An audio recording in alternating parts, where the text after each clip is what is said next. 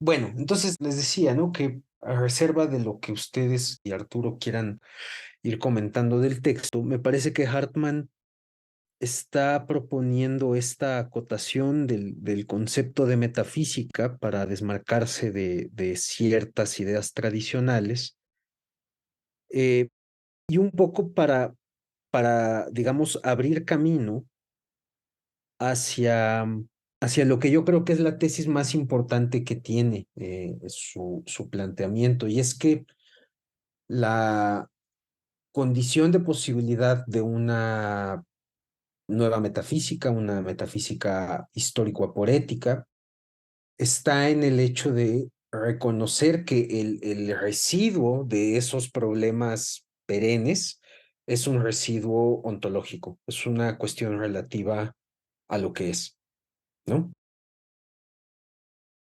Y en ese sentido podemos plantear la pregunta de si se puede hacer metafísica sin ontología o qué sería hacer eso, ¿no?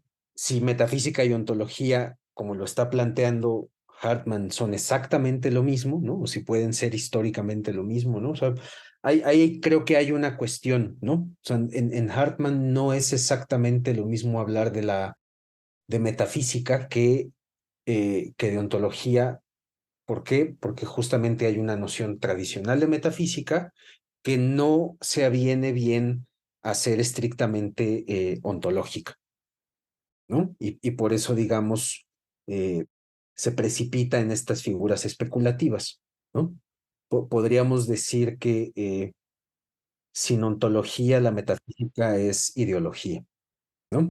O es mera representación, fantasía, lo que ustedes, como ustedes lo quieran plantear.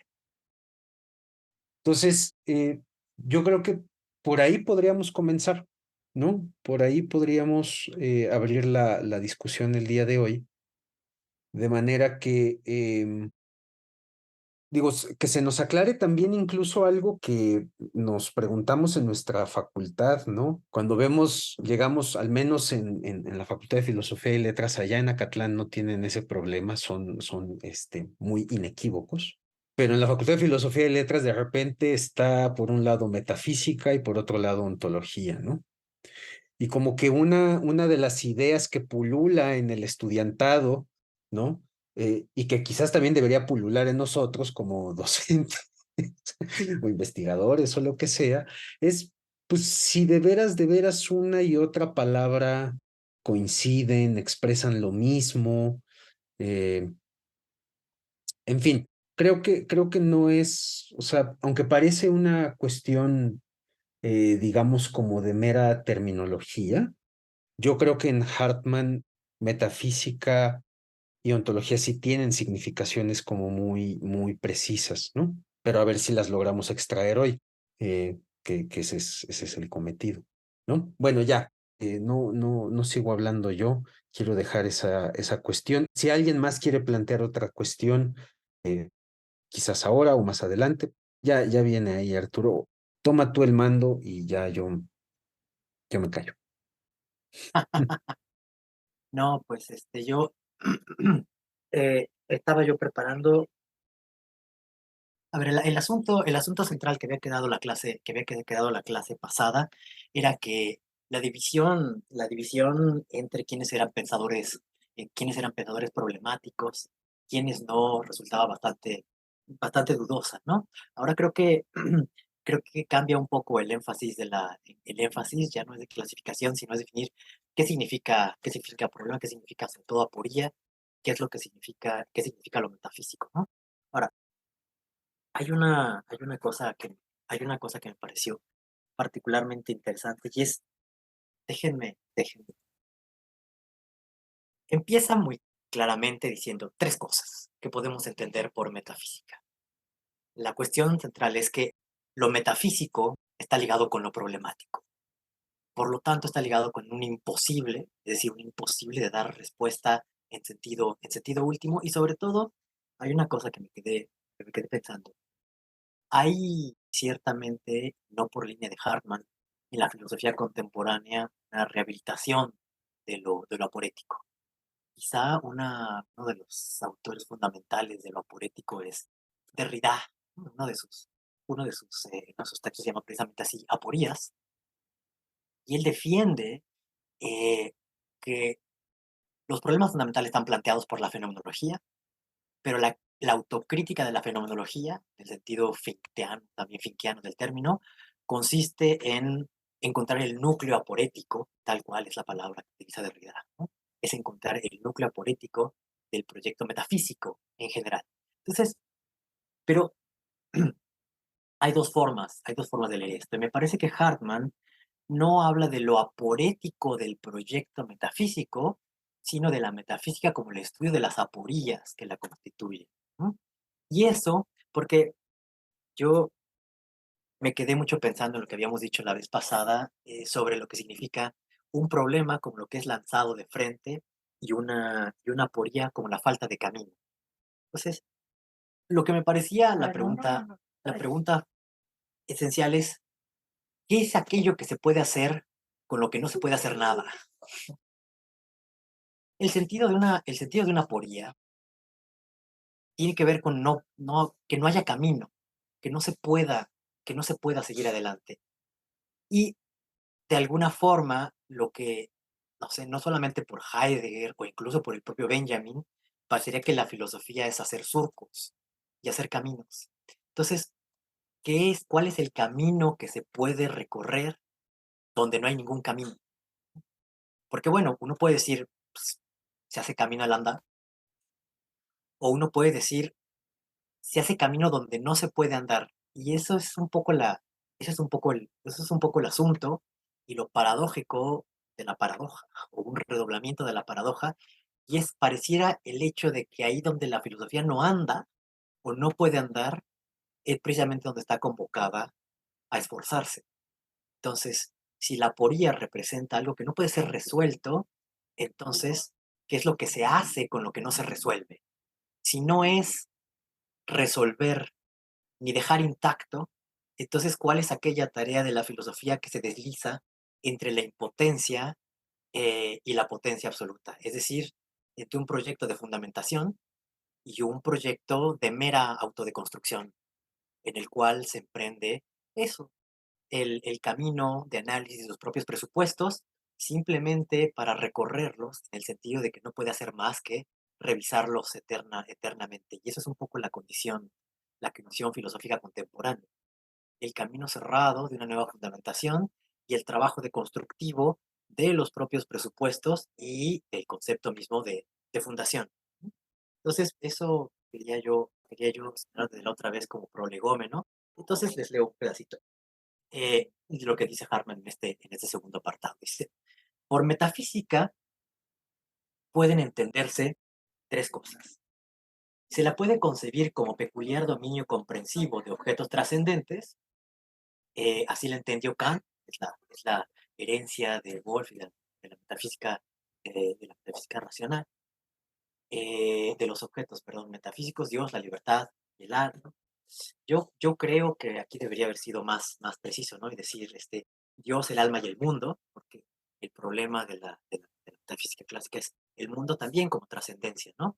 Pero bueno, en fin, si están, creo que alma y mundo, lo problemático del alma es su libertad, ¿no? Desde luego también su eternidad, pero en sentido moderno, mucho más lo que podemos entender por libertad, ¿no? Pero bueno, si nosotros pensamos aquí de la metafísica racional, Dios, el alma y el mundo, el cosmos, dice, en ese sentido quedó fuera de juego, por lo menos, como disciplina filosófica. Es decir, aquí, bueno, a ver, ahora les digo algo. Eh, creo, creo yo que el asunto de Kant y la proscripción de la metafísica como ciencia, no como reflexión, como ciencia, eh, surge de un hecho también profundamente paradójico. Lo habíamos tratado un poco la clase pasada y es un punto absolutamente central en Kant es la cuestión aporética de la razón, ¿no? Es decir, Kant, el agrimensor de los territorios y de los dominios de la razón humana, es decir, la repartición de las facultades está dada para evitar conflictos. Y el conflicto de todos los conflictos es el de la razón consigo misma. Y el conflicto de la razón consigo misma consiste en darse problemas, claro, por su propia naturaleza que ella misma no puede resolver. Y esto pareciera ser un capítulo meramente de la crítica a la razón pura, que es la dialéctica trascendental, pero que sin embargo es la motivación misma de todo el proyecto kantiano. Es decir, el asunto es el problema de la razón consigo misma, eh, y el asunto de aporético de no poder resolver lo que ella misma se exige. Entonces, creo yo que hay bueno, a mí lo que me llamó la atención del capítulo pasado era la mención de Kant como un pensador problemático. Y si uno piensa en lo problemático de Kant, no solamente está el problema del conocimiento, el problema de la acción, el problema del juicio estético, reflexionante o determinante, sino es por encima de todo el problema de la razón.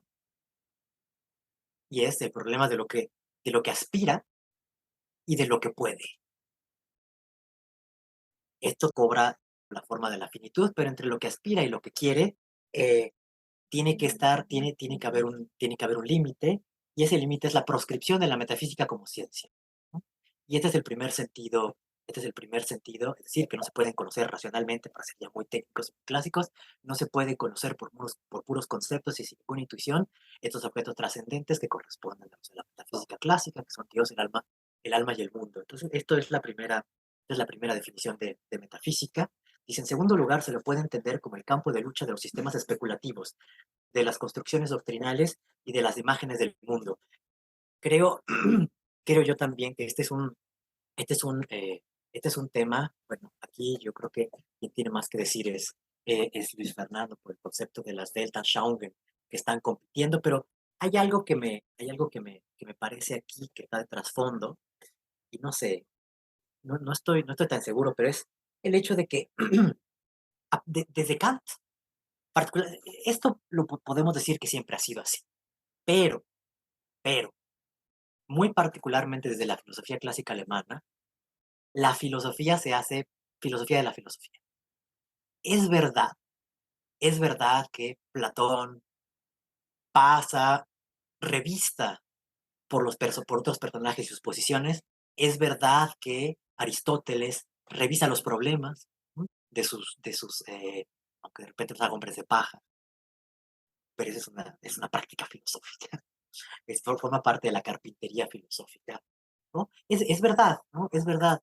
Uno puede pasar por los problemas y uno puede pasar incluso por las posiciones, pero eso es muy distinto a que la filosofía se convierta en filosofía de la filosofía. Es decir, Kant, me parece, y esto es algo que aparece aquí, Kant no considera que el asunto de la filosofía sea buscar la posición verdadera, la posición justa,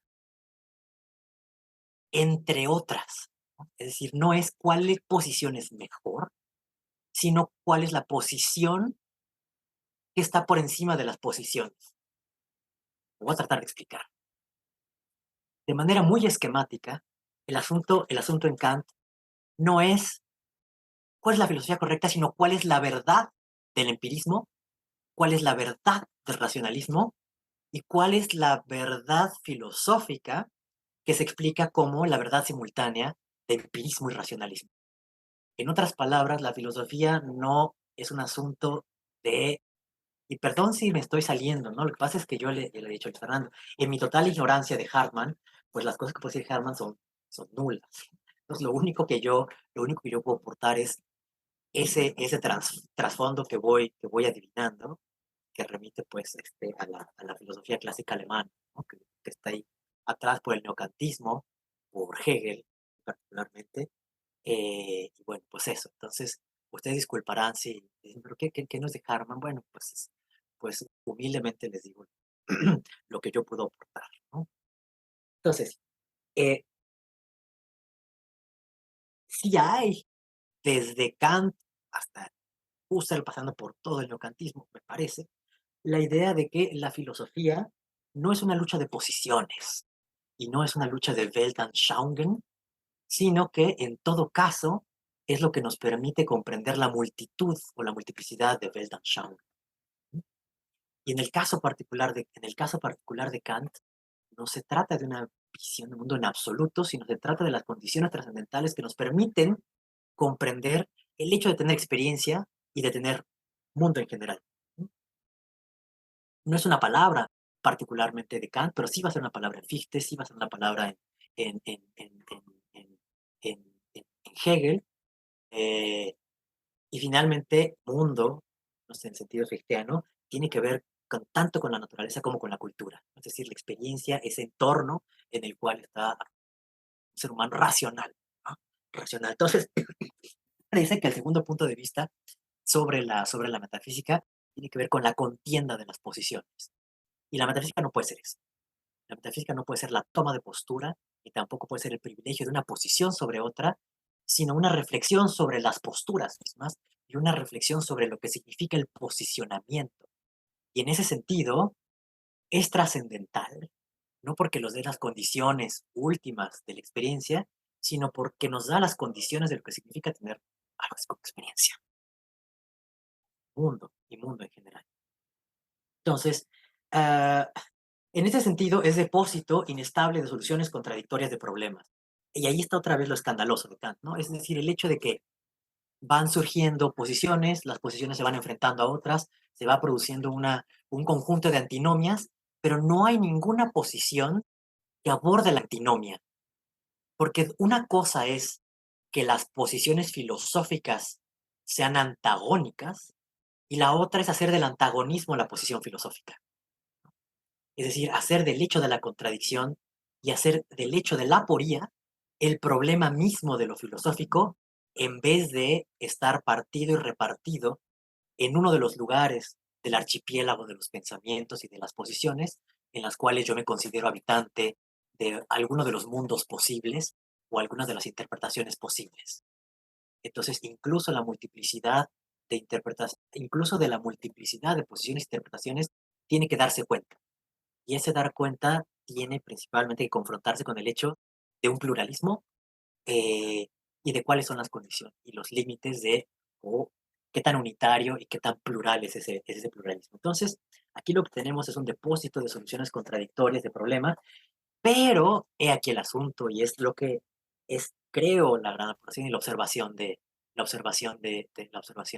Harm, porque dice, ahí vuelven los problemas siempre de nuevo y en el fondo, por tanto, quedan sin resolver mientras que las suposiciones especulativas varían dentro de la mayor libertad. Entonces, hay una especie de inconsciencia dentro de la propia razón, en el sentido de que no es capaz de seguir su propia historia y de comprender que la historia de las soluciones supone la pervivencia y la duración y la insistencia de los problemas. Entonces, hacer mala historia de la filosofía es contarse cuentos, ¿no?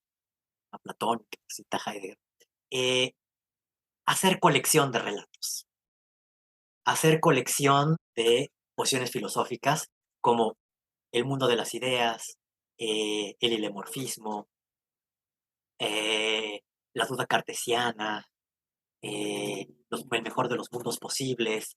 Todos estos son argumentos y sí, forman parte de la historia de la filosofía, pero la, el hilo conductor de la propia filosofía no está dada por las posiciones que se contestan en un sentido más o menos dialéctico, en sentido platónico, sino más bien en una suerte de inconsciencia que hace regresar los problemas y que no, sin que nosotros nos demos cuenta que las soluciones solamente los reproducen. Entonces, por qué quería yo poner aquí la clase, la, la sesión pasada? Había yo dicho una cosa así medio bárbara, que me parecía esto profundamente psicoanalítico, ¿no? Que no es, fíjense, no es una especie de dialéctica explícita en el cual las posiciones se vayan discutiendo entre sí. No es un diálogo en el cual las respectivas impugnaciones vayan enriqueciéndose entre sí y en esta capa, vamos a llamarla algo así como inmanente del discurso, se vaya produciendo lo filosófico. Esto se parece más al psicoanálisis porque en la respuesta no se está reconociendo el problema. Y la respuesta, lejos de ser una respuesta al problema, pareciera ser la represión misma del problema. Entonces, lo paradójico o lo que me parece en cierto sentido aporético es que la respuesta oculta el problema y que la proliferación de respuestas impidan ver la nota pedal, voy a robar una metáfora musical, la nota pedal está siempre volviendo, pero voy a usar una frase lacaniana, no deja de no abordarse. Es decir, el problema incesantemente no se aborda como problema. Ahora, claro, así, pero entonces no hay filosofía. No, o sea, el filósofo siempre es lo que hace, ¿no? Siempre termina tocando el problema, siempre termina planteándolo de alguna forma. Y lo que hace, digamos, esta diferencia sutilísima entre quien hace filosofía y quien se deja apantallar por las soluciones y adopta la figura de manual, es reconocer el carácter de problema y al menos cierta condición de insolubilidad, sin la cual, creo yo, no se explicaría por qué él era Platón. Porque cuando uno toma Platón y uno dice, es que no hay nada del mundo de las ideas y de la reencarnación y de los arquetipos que nos pudiera servir tal cual como está. Pero si hay algo que se filtra, incluso en aquel que hace solamente colección de ideas, de manera inconsciente, son los problemas, ¿no?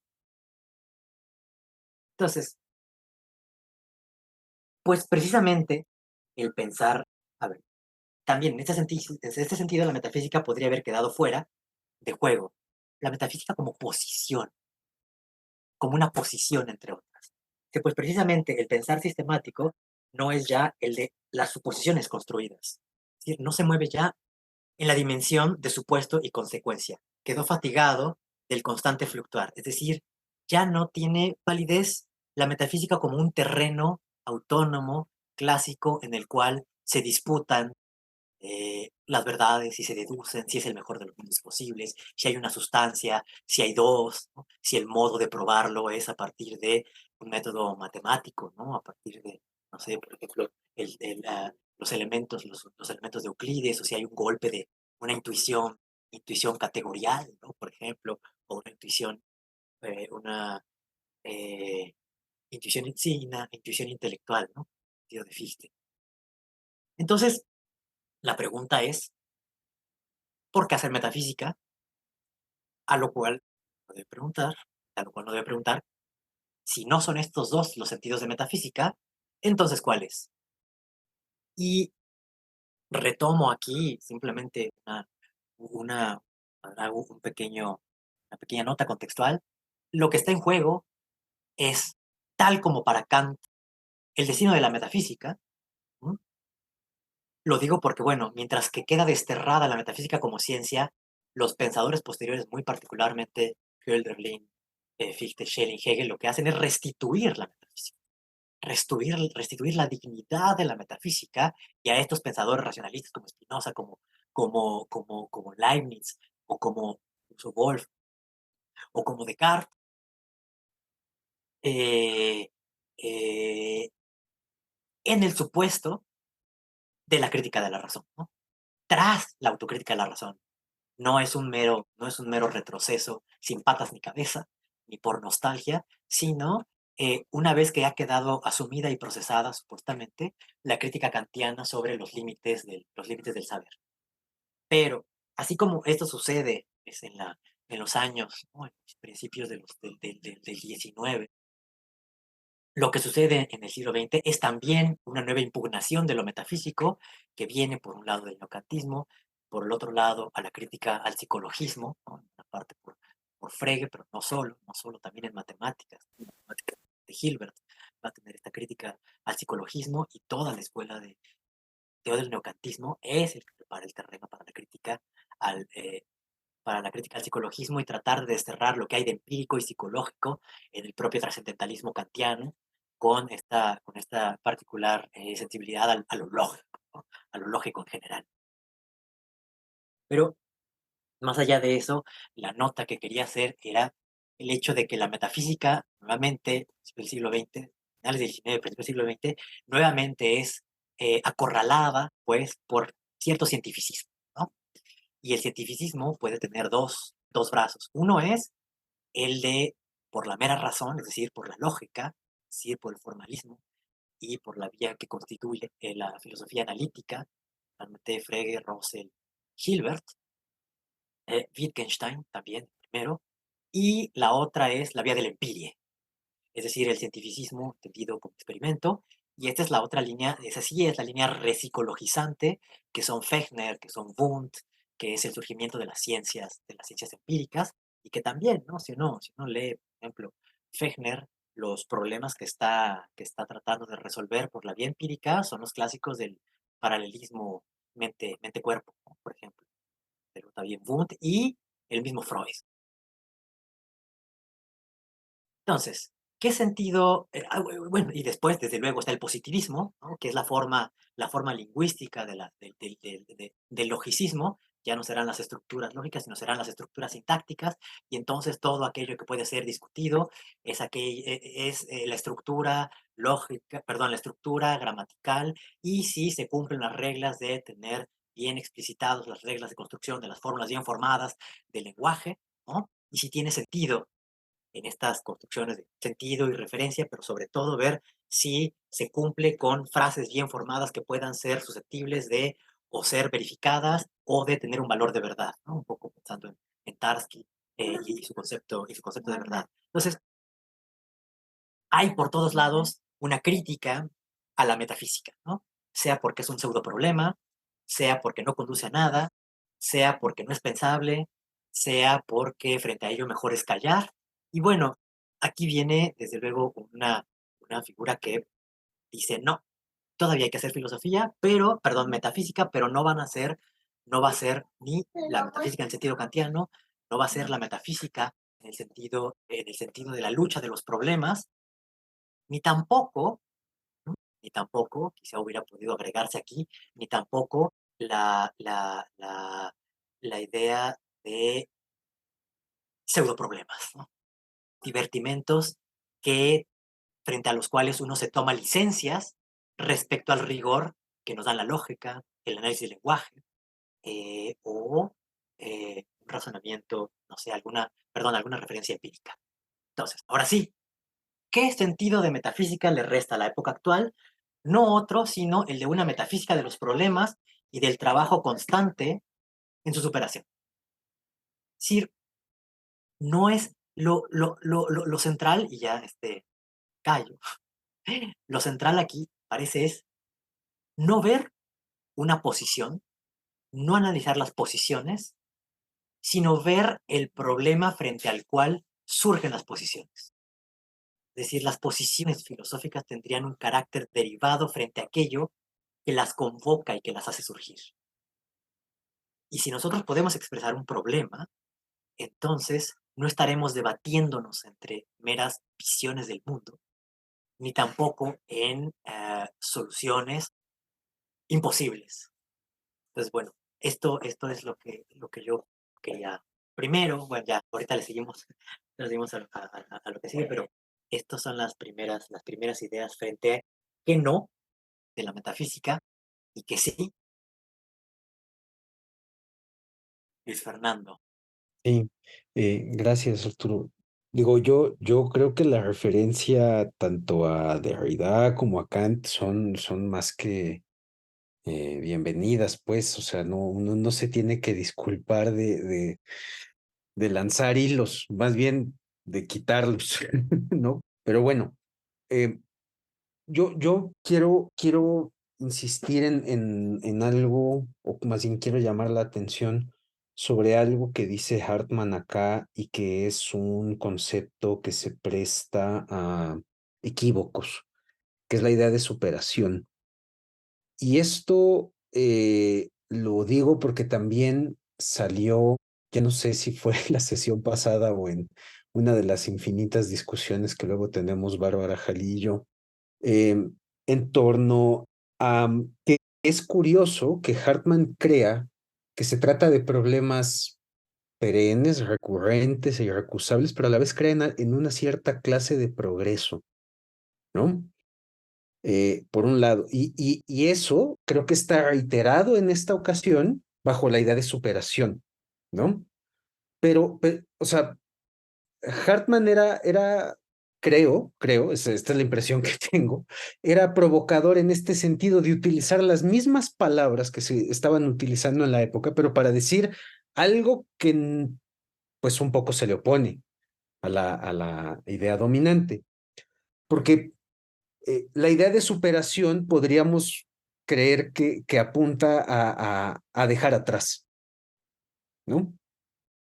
Yo creo que por el propio despliegue que hace Hartman de cómo es una metafísica aporética, da señales de en qué consiste esa superación, pero sí me gustaría que quedara explícito en la discusión eh, qué se entiende por superación y qué quiere estar proponiendo Hartman en este sentido, como un trabajo, dice, ¿no? Metafísica de los problemas y del trabajo constante en su superación, ¿no? Proceso lento de investigación, los problemas solo cambian de hábito, que es lo del las actitudes problemáticas, su contenido permanece el mismo, ¿no? Que creo que es hacia esto que has apuntado, a lo del contenido.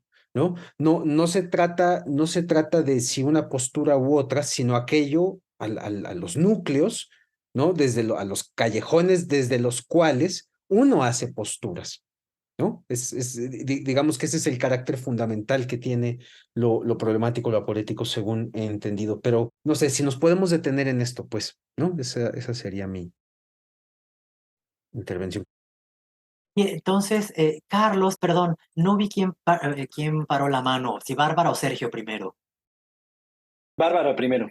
Bárbara, Y bueno, después entonces sí, aquí Sergio. los tengo. Luis, Carlos, Bárbara, Sergio. Entonces, Carlos, Gracias. Bueno, querido Arturo, pues muchas gracias también por tu fecundísimo apunte. Creo que pones bastante contexto, mucha carnita de dónde nutrirnos también, más allá de lo que las líneas mismas de Hartman nos ofrecen. Entonces, pues muchas gracias por ello. Eh, Va a estar relacionado con el planteamiento de Luis de la superación, aunque yo me voy por otro lado que me parece peculiar, ¿no? Creo que de manera implícita, Hartman nos está invitando a pensar la noción de problema desde una alternativa bastante distinta a la que con cierto grado de familiaridad estamos habituados, tanto en filosofía como en el quehacer científico en general, ¿no? Es decir, desde lo que podemos aludir a la etimología de problema, como lo que está lanzado hacia el frente, está muy bien, fue algo que decíamos la sesión pasada, pero digamos que en su uso más o menos convencional, problema es todo aquello que supone una dificultad y que atisba por lo menos la posibilidad de una superación, es decir, de una eliminación de la dificultad como tal, digamos. Creo que Hartman está cuestionando esta manera de interpretar la noción de problema.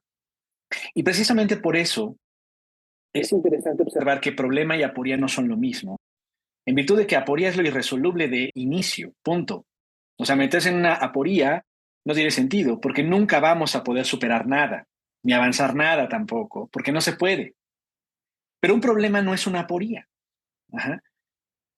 Y no obstante, el hecho de que un problema no sea una aporía no implica que se anuncie, se atisbe o se pueda suponer de manera hipotética, quiero decir, que habrá una eventual superación o una resolución del problema. El problema es una noción distinta entre aquello que se puede resolver y la aporía, ¿no? En esa medida, pienso que la crítica de cómo entender metafísica en esta segunda lección de Hartman es interesante porque está colocando dos maneras de la metafísica. La primera que nos diría que hay una metafísica que se ha querido ufanar de resolver problemas. Uh -huh. Y derivado de esto, dice Hartman, hay una serie de sistemas filosóficos que se asumen como la respuesta de problemas, ¿sí? Y aquí, por ejemplo, la constante hacia Kant, pero no solo, ¿no? Sino desde luego Hegel, Schelling, Fichte, el propio Schopenhauer, etcétera, parecería que en efecto son sistemas que cada cual pretende dar solución a los asuntos acuciantes de la existencia, de la humanidad, en fin, como lo queramos ver. Pero la clave es esa, que parecerían ser sistemas que resuelven, que aclaran, que disuelven en ese sentido. Y Hartman lo que está cuestionando es que en realidad no hacen eso, sino que en tanto que resuelven, evaden, como decías tú hace rato, Arturo, evaden el problema y no cultivan, vamos a decirlo así, la problematicidad sería lo propio del quehacer metafísico, como lo entiende Hartman. ¿Mm?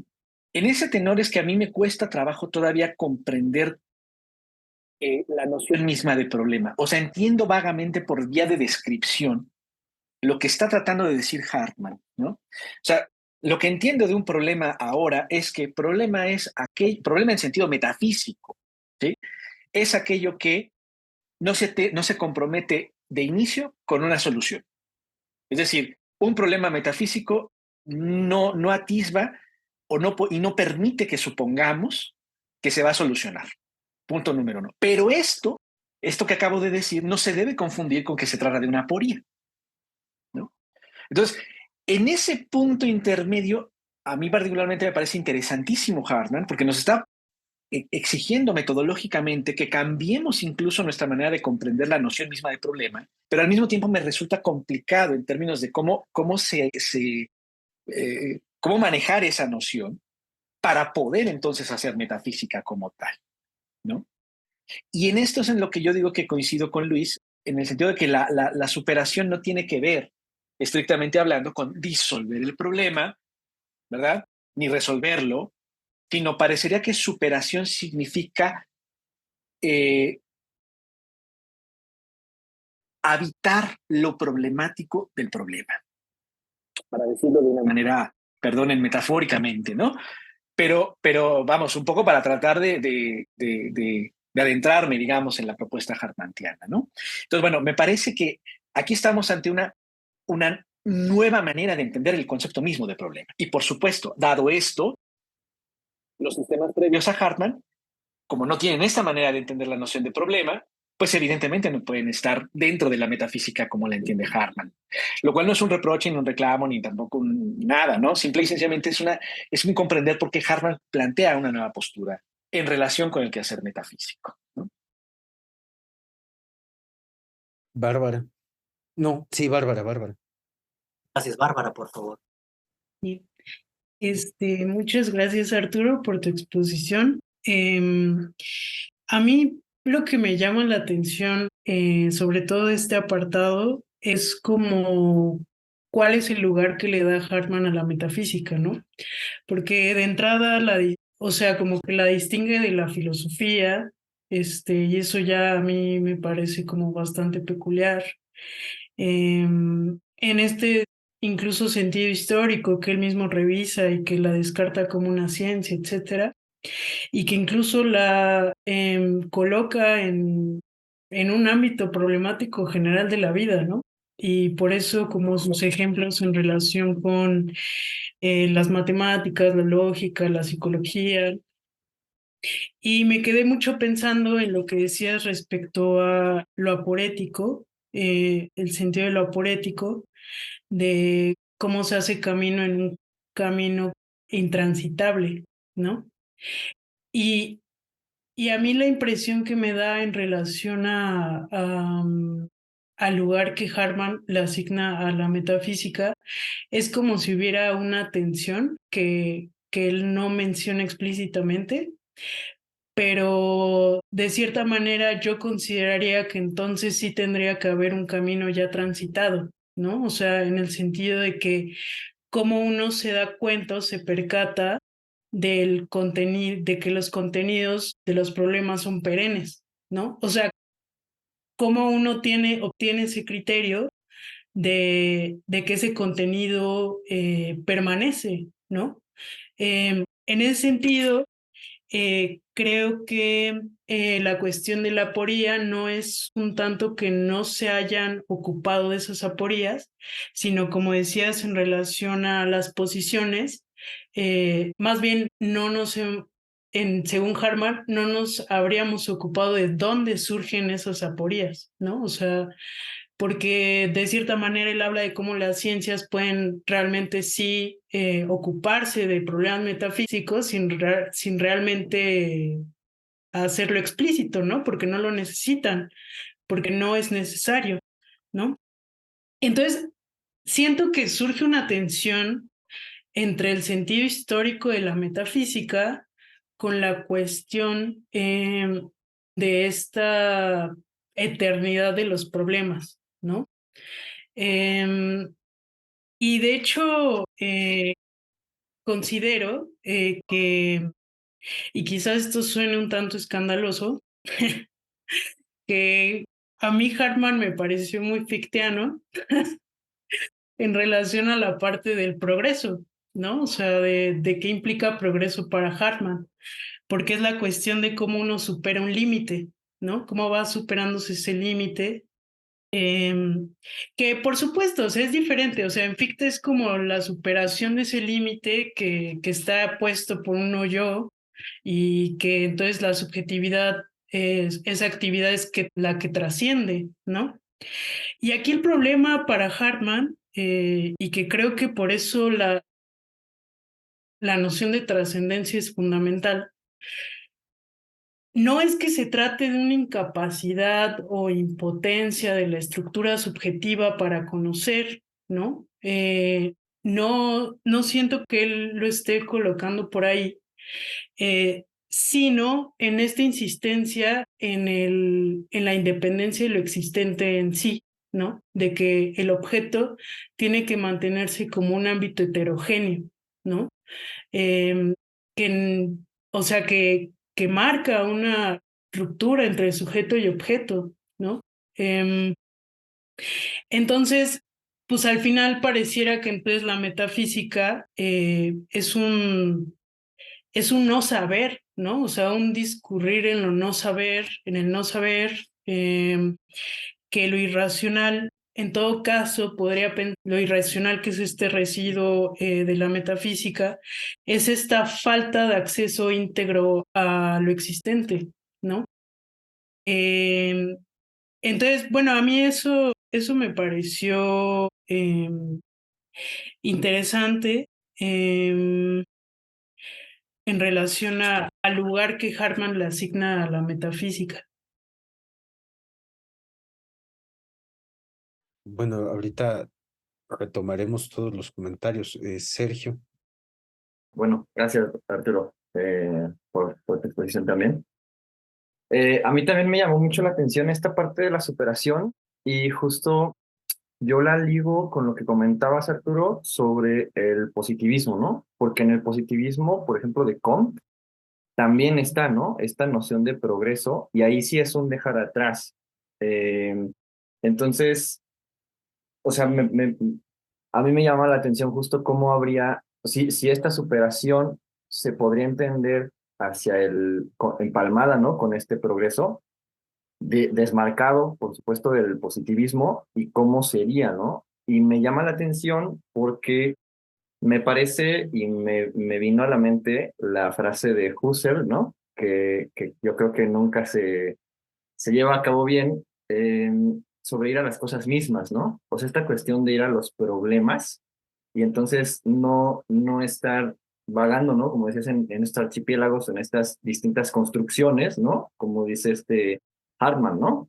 Ya la filosofía constructiva ya no da, sino ir a las cosas a partir de las cuales vienen los problemas, ¿no? Y vienen las preguntas, ¿no? Ese tipo de cosas. Y me parece que en ese sentido justo sería como, no sé si tal cual, no creo que sea como por ejemplo un Descartes, ¿no? Que dice, no, ya vamos a derrumbar el edificio y vamos a empezar de nuevo, sino justo quizá como en diálogo con todo lo demás, ir a las cosas, a la experiencia, pues viva, ¿no? Por decirlo de alguna manera, que todos tenemos y me parece que en todo caso quizá de ahí es de donde surge, ¿no? O sea, de ahí es de donde surgen estas aporías, estos problemas y no sé cómo, o sea, cómo me parece que se podría ligar, ¿no? Con esta parte de la superación o del progreso, en tanto que ir viendo, ¿no? Distintas formas de abordar eso problemático, pero sin quedarte nada más en una sola visión, ¿no? En una sola visión del mundo a partir de la cual tratar de entender todo lo demás, sino siempre tratar de ir constantemente a esa experiencia, digamos. No sé si en ese sentido sería fundamental, ¿no? Esta experiencia eh, digamos, en vital, ¿no? O sea, esta vida que todos compartimos, que todos conocemos, y de ahí empezar a hacer filosofía en diálogo con lo demás, ¿no? Es lo único que quería apuntar y también me llama la atención que en esta cuestión o bueno, pensaba, ¿no? Que en esta cuestión de los problemas, también hay ciertas posturas en las cuales dicen, bueno, es que eso también, pues ese es un pseudo problema, ¿no? Entonces me parece interesante ver también, o sea, si habría como también se podría ir matizando, ¿no? O si desde Hartman se podría matizar y decir, bueno, es que eso sí termina siendo un pseudo problema y no era realmente, pues eso, ¿no? Pienso particularmente en Bergson, ¿no? Por ejemplo, para los falsos problemas, ¿no? Es que esto es un falso problema y entonces, pues vámonos por otro lado, ¿no? Nada más eso, muchas gracias. Luis, gracias, muchas gracias, Sergio. Sí, es que ahora sí que están bien densos, chavos, pero, pero es parte de esto. A mí me llama la atención ahorita algo que dijo Sergio, que es como el intento de retraer toda la experiencia de la metafísica a la vida plena. Eso es un poco lo que quiere Hartman, ¿no? A la vida plena quiere decir no en el ámbito teorético y no en el ámbito de las cosas últimas de la vida, ¿no? Esa sería como el campo de lo dado, que es un concepto que vamos a ver en su momento, ¿no? La extensión de lo dado, dice Hartman, todo lo que podamos experimentar. Frente a una posible suspensión, epogé, duda, ¿no? Aquí tenemos que contar con todo lo dado, ¿no? Y eso, para Hartman, era volver a fundar a la filosofía en la vida. En la vida, pero no solamente en la vida humana, sino que la vida humana en la vida. ¿Sí? Es en esa radicalidad. Te voy a buscar el pasaje en el que dice eso, porque, o sea, lo parafrasearía, pero no quiero hacer gala de mi falta de memoria. Creo que no tenemos que perder de vista dos cosas. La primera lección trata de el cómo de la metafísica, ¿no? Y esto lo dice al mero inicio de la lección. Y esta segunda trata del contenido de la metafísica, ¿no? O sea, de qué trata, de qué va la metafísica. Y nos dice Gardner, bueno, de lo que va la metafísica es de los problemas, ¿no? Y de su constante superación, que estamos viendo que tiene que ver con la singular forma como se da lo histórico en la metafísica. No es la historia humana, ¿sí?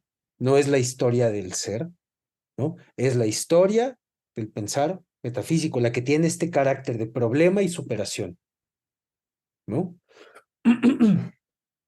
Esto creo que es algo que tenemos que tener a la vista. Luego, para que Hartman sea coherente con este planteamiento, pues no puede tratarse de problemas filosóficos individuales, como decir la pregunta que interroga por el sentido del ser, y lo digo con toda la intención, ¿sí? No son problemas selectos, ¿no? No hay algo así como problemas fundamentales, ¿no? Recuerden, para los que conocen fenomenología, ¿no? El curso de los problemas fundamentales de la fenomenología, ¿no? Que es posterior a Ser y Tiempo. Hartman creo que se da cuenta que en realidad lo aporético, ¿no? O sea, ahí donde nos paramos en seco es algo que tenemos que ir conquistando cada vez, ¿sí? No puede ser, o sea, como que no vale la pregunta de decir, oye, pero ¿cuáles son esos problemas? Pues es que hay que voltear a lo dado. ¿Sí? O sea, no nos brinquemos la fenomenología como la planteó hacia el final de la lección, ¿no? Y por eso creo que está diciendo acá lo siguiente, ¿no? No significa que todos los problemas filosóficos tomados individualmente sean metafísicos, pero sí que en los complejos problemáticos, ¿no? Y esta palabrita quiero que la subrayemos, ¿sí? Naturales, donde únicamente se presentan, conducen hasta cuestiones metafísicas fundamentales, es decir, las aporéticas, ¿sí? Por tanto, y lo recordaba ahorita muy bien Bárbara, ¿no? Cuestiones filosóficas parciales aisladas se pueden muy bien tratar dentro de ciertos límites en forma no metafísica, es decir, cuando nos enseñan tablas de verdad. Está toda la metafísica del mundo ahí con el maldito problema de la verdad, pero la verdad es que a nuestros profesores no les importa. Hay que saber la regla y tratar el asunto como no metafísico, ¿no? Pero en sí, en virtud de su implicación, ¿no? Verflochtenheit es el concepto que utiliza acá Hartmann, todas tienen sus raíces en cuestiones metafísicas fundamentales, ¿no? Es decir, que entendamos que esto fundamental es lo irresoluble, ¿no? Y es curioso que ese fondo, si bien Hartmann está en contra como de todo el ánimo existencialista de la época, sigue apelando a un concepto que señala que en el fondo lo que hay es algo que quién sabe cómo es, ¿no? Y lo llama lo irracional. O lo en sí, ¿no? Ya veremos después esa idea. Pero bueno, quería hacer como la observación sobre que no podemos, y esa sería su diferencia de postura frente a Windelband, que ya inscribe en su historia de la filosofía a todos los sistemas en ciertos problemas, ¿no? Hartmann dice, esos problemas fundamentales, en realidad, el primer problema es que no los tenemos ganados. No sabemos qué es lo que de fondo, en dónde de fondo se agitan las cosas para nosotros, en nuestro aquí y ahora. Y nadie va a hacer ese trabajo por nosotros. No es necesario que lo hagamos, pero nadie va a hacer ese trabajo por nosotros. ¿Sí? Bueno, ya, perdón si me puse muy emotivo. No, para nada, Carlos. Muchas gracias.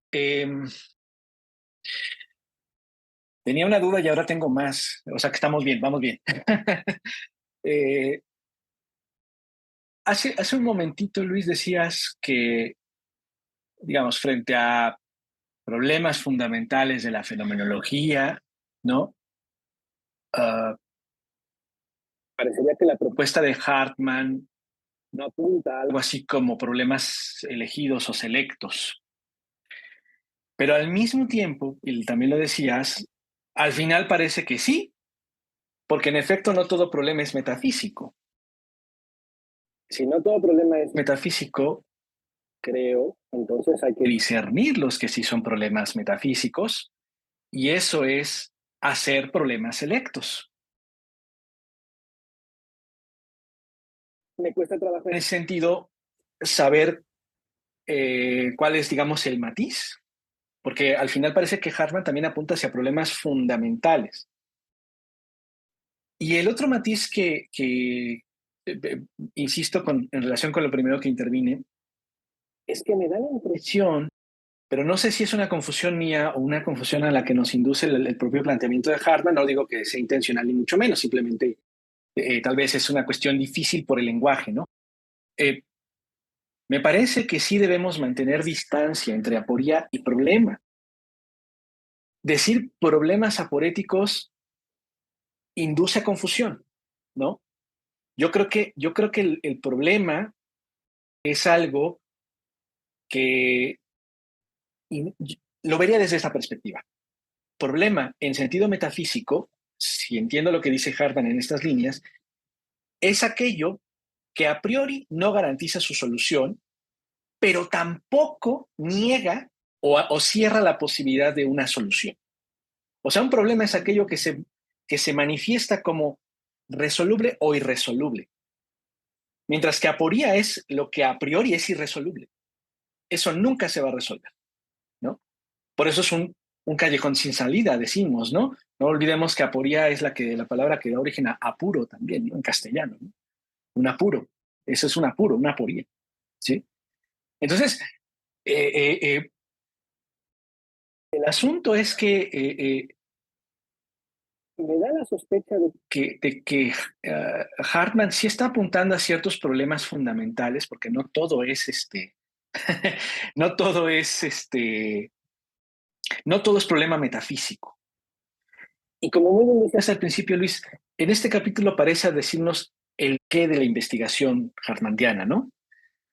Y no obstante, tengo el problema de preguntarme qué es problema. Y como necesito claridad en ese punto para entender el contenido del quehacer hartmandiano y no me acaba de ser claro, me cuesta trabajo comprenderlo del todo, ¿no? Digamos. Pero bueno, a lo mejor es mi problema nada más.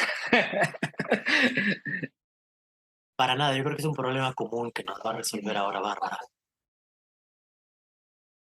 No, para nada. Más bien justo a mí me surge la misma duda de Carlos a raíz de lo que dijo Luis, porque yo entendí en este apartado que, que el objeto de la metafísica al final es el conocimiento, ¿no? O sea, dicho quizá ahorita de manera bastante burda, pero, pero de hecho él enuncia preguntas metafísicas, ¿no? Y pregunta, ¿cómo, sin embargo, es posible llevar lo desconocido a ser conocido, lo transobjetivo a la objeción? ¿Y cómo puede el conocimiento moverse espontáneamente hacia su objeto, prenotado en cierta forma en la conciencia del problema? ¿Cómo puede acercarse al comprender, ¿no? Entonces, o sea, si hubiera un diagrama, pareciera que es la cuestión de metafísica, conocimiento y ontología, ¿no? Siendo la metafísica la que tiene la batuta, por decirlo de alguna forma, ¿no? Entonces siento que de alguna manera sí aquí ya hay un intento de tematizar lo que implica el contenido de la metafísica, ¿no? Más allá de solo el problema, pues. Creo que Arturo quiere decir algo sobre esto, pero creo que es por ahí. A ver, solo, perdón por meterme en la fila. Yo defiendo o sea, bueno, yo defendería esta distinción entre apoyo y problema, sobre todo porque en el problema, ¿no? Aunque Hartman haga una distinción entre actitud problemática o planteamiento problemático y contenido, son indisolubles. Es decir, actitud y contenido ya responden a una aporía, ¿no? Y en realidad lo que nosotros pienso, es lo que nosotros elevamos a problema siempre es un aspecto de la aporía, ¿no? Y, podrá tener más o menos bases, ¿no? Insertarse, recoger más o menos datos, pero también la aporía nunca la recogemos, digamos, en la riqueza de su contenido, porque también inmediatamente no recogemos todo lo que se ha dicho sobre eso, que es parte digamos, de cómo los problemas como han sido planteados nos abren paso en las aporías. Y creo que esto conecta con lo que decía Bárbara, ¿no? El, el saber, por ejemplo, de lo desconocido, ¿no? Es una experiencia muy extraña, ¿no? Sé que no sé. El contenido de conocimiento es muy peculiar, ¿no? Porque en realidad Lo único que sé es que hay conocimiento posible. De qué trate, ¿no? Y ahí es donde creo que viene lo problemático, ¿no? ¿Cómo nos lanzamos hacia eso desconocido? Pero todo es sobre la base de esta experiencia que es yo creo que es la mejor manera de decirlo, la docta ignorancia, la experiencia de la docta ignorancia, ¿no? O sea,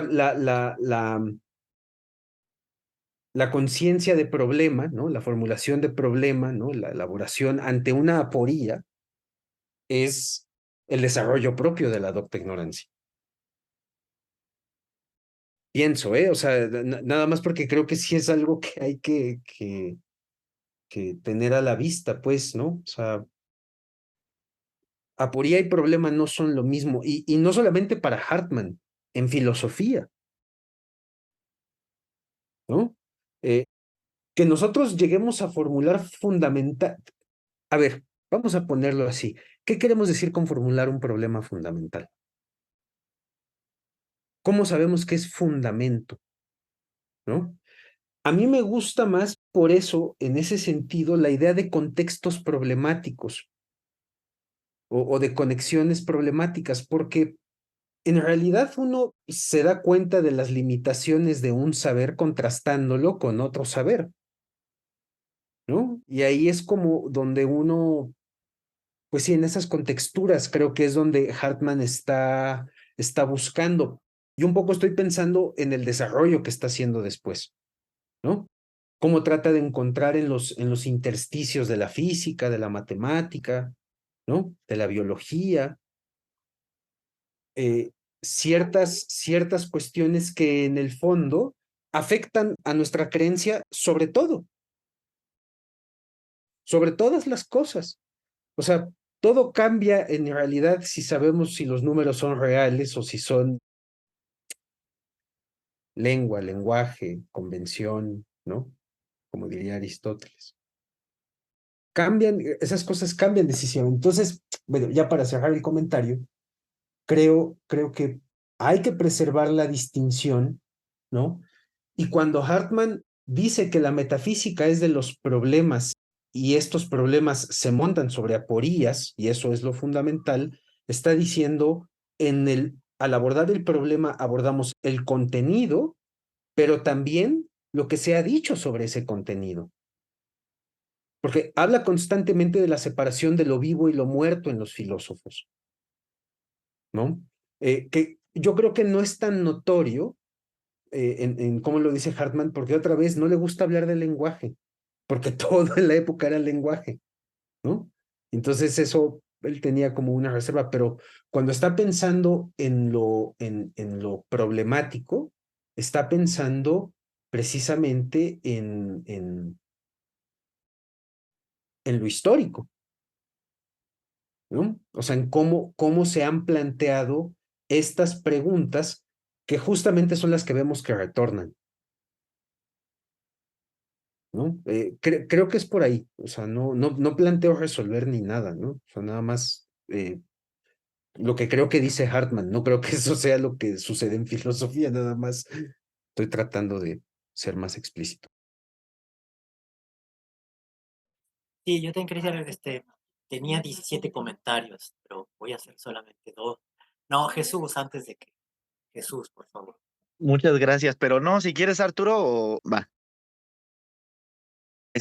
Ahorita, bueno, con toda esta que ha salido en torno al tema de superación principalmente, a mí me parece, me da la impresión que más bien Hartman está, no sé, no quiero decir rescatando, porque era una palabra con todo el sentido en su contexto, pero creo que más allá de entenderla como una simple palabra, no sé si se esté pensando tal vez como un método eh, al considerar esta superación de la metafísica en aquel contexto en el que Carnap también lo va a escribir, que más o menos en la sesión pasada platicaba que justo va a ser un año después de este ensayo de la superación de la metafísica, ¿no? De Carnap.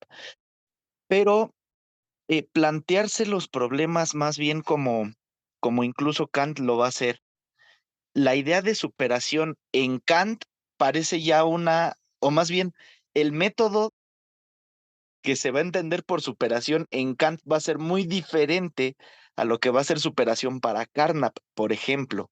Y en este sentido, ambos tienen la mirada, digamos, sobre las ciencias. En particular, esta, no quiero llamar fundamentación de las ciencias, pero sí una preocupación desde la filosofía por las ciencias. En este sentido, me parece que Kant, cuando expone que, bueno, la razón tiene el destino de plantearse preguntas que nunca pueden resolverse, pero que tampoco puede evitar, quizás la superación vendría en poner límites a la propia razón.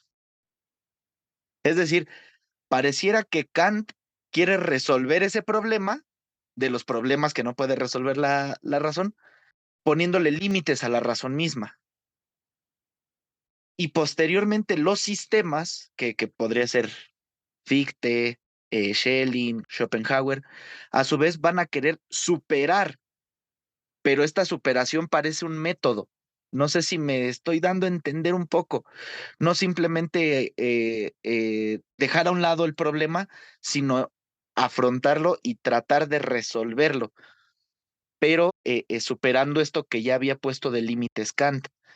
Y de pronto parece que Carnap sí llega con esta idea o a mí me da la impresión de que Carnap, al querer solucionar este problema de la metafísica, sí la supera abandonando el problema de la metafísica misma. Es decir, no no quiere solucionar los problemas que se plantea la metafísica, sino que la supera abandonándola, volviéndola un pseudo problema.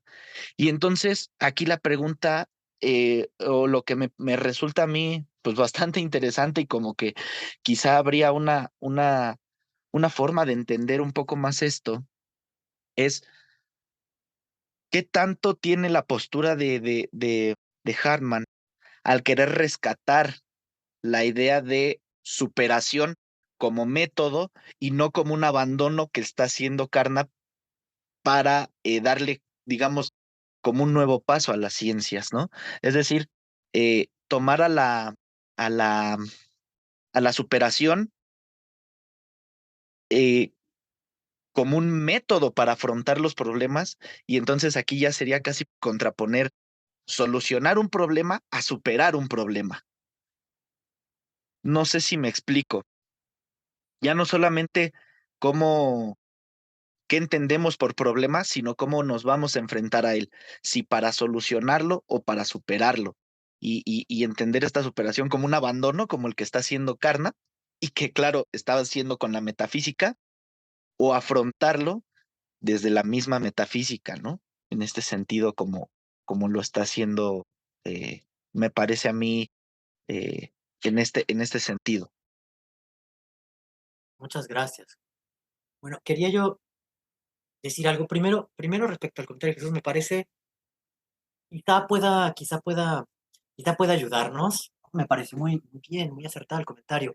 Detenerse en ciertas palabras que que atraviesan una época y que tienen que ver precisamente con el hacerse cargo de los problemas. Aquí la palabra de superación, yo no pude ver el texto en alemán, a lo mejor Luis lo tiene por ahí. ¿Qué palabrita es? Voy. Ajá. Porque Espérame. Heidegger, Heidegger también está con el problema de la superación y en un principio utiliza la palabra überwinden. Über tiene el mismo prefijo del Übermensch, del superhombre, de pasar por encima, de über. También cuando se dice saltarse algo es überspringen. Y después la matiza y la cambia por Verbindung, ¿no? Y la palabra Verbindung es una palabra muy rara, bastante poco utilizada, pero que ha sido traducida un poco como sobreponerse, ¿no? Yo, la verdad, no sabría, no me parece, ¿no? En el sentido, no sé, recobrarse una enfermedad sería otra palabra, ¿no? Sería como erholen. Holen es así como volver a traerse, ¿no? Traerse uno mismo y recuperarse de cuando está uno en cama y volver a traer las fuerzas, ¿no? Pero hay otras palabras que también los problemas, en el caso de Carnap y del círculo de bien en general, el chiste de un problema metafísico no es resolverlo, sino disolverlo. Auflösen. Y no es lösen. Una ecuación la puedes resolver, lösen. Un falso problema lo puedes disolver, auflösen.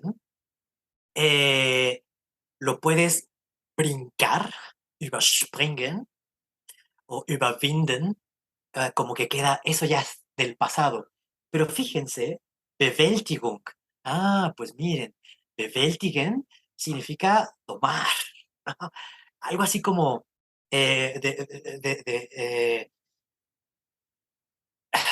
lo que te avasalla, lo puedes tomar, controlar, ¿no?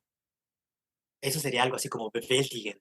Porque la otra palabra que yo tenía atrás, que es la palabra pesada de Hegel, es Aufhebung. La palabra Aufhebung es también frente a las contradicciones de la razón, o separas los terrenos, como en Kant, para que no aparezcan las contradicciones, o te metes de lleno a los problemas, pero entonces dices, bueno, ¿y qué hago? ¿No? Aufheben. A mí me parece muy afortunada la traducción de Félix Duque, que es asumir. Está asumido que, bla, bla, bla. Cuando algo está asumido, es porque lo dejaste atrás, pero también está presupuesto. No es que lo dejaste atrás. Yo asumo que tú sabes, es decir, no lo vamos a discutir, pero sé que lo sabes. Está ahí en el post. Ese es el otro sentido. Entonces, sí, también, está escribiendo, también alcanza para superación, abordar. Sí, el asunto es, ¿qué significa hacerse cargo de eso problemático? Es superarlo, devorarlo, disolverlo, perseverar, porque una forma, ese que sería como mi primer comentario. El segundo comentario tiene que ver con lo que dijo Carlos, que a mí me pareció muy preciso, y es, una cosa que señaló es, el problema se caracteriza al menos porque no puede ser resuelto a priori. Primera cosa, es decir, no es un asunto de deducción, en el sentido más espinosista que kantiano, porque también, ¿no? Más adelante se va a meter justamente con el problema de la deducción trascendental, porque en la deducción trascendental está la cuestión de la aplicabilidad de las categorías lógicas y de su nexo con lo real. Pero dejando esto para un momento después, el primer asunto es que no puede ser deducido, pero tampoco puede ser encontrado. Entonces, eso nos coloca en una situación peculiar entre la invención y el descubrimiento, o entre el encuentro y la producción. Segundo, las soluciones que se dan no son definitivas, pero no quiere decir que no sea una solución. Quiere decir que hay algo inagotable y que el problema tiene que ser pensado como fuente productiva. Lo productivo no solamente está, digamos, en el proceder humano, sentido idealista del término, como Handlung, ¿no? Como praxis, sino que hay algo fecundo en lo problemático, ¿no?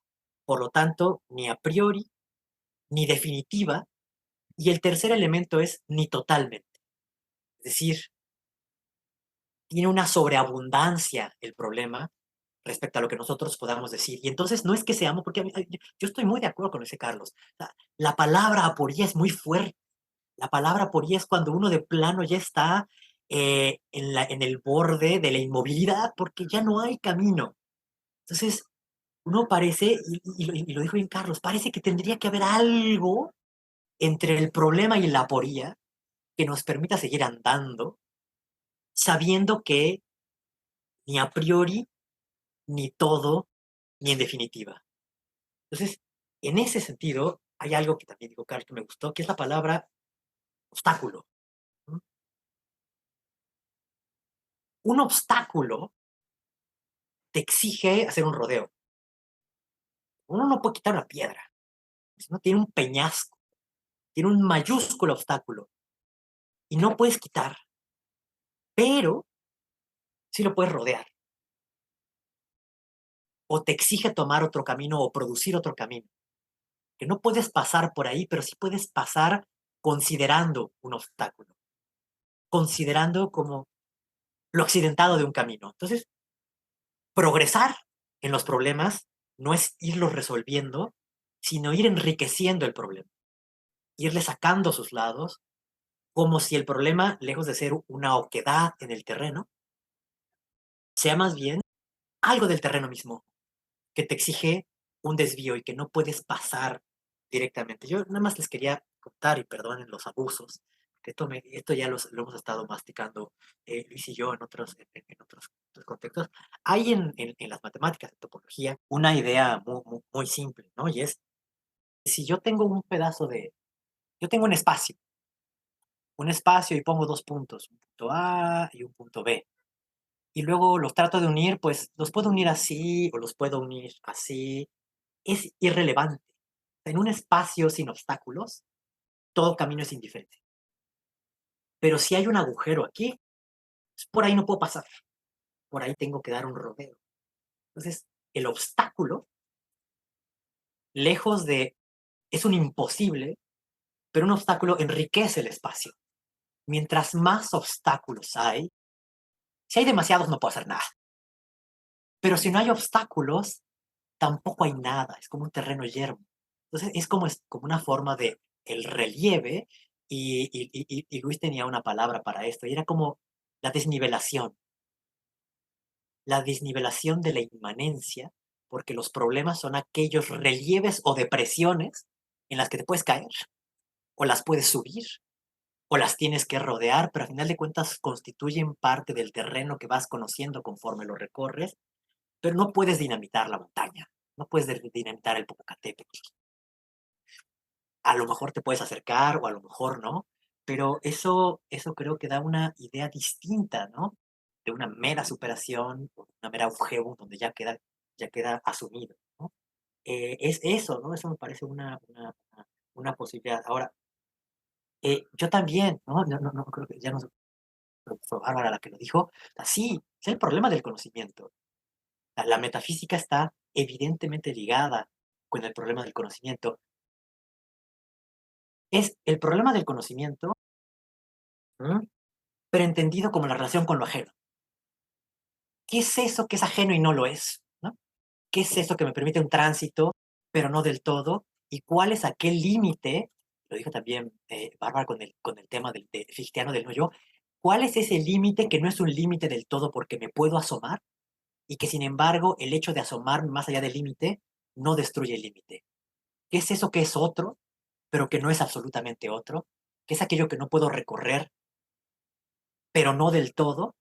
Y esto se resume en el problema lógico, que es otro modo de mirar el problema de las teorías también, con el problema del no. ¿Qué significa no en no yo?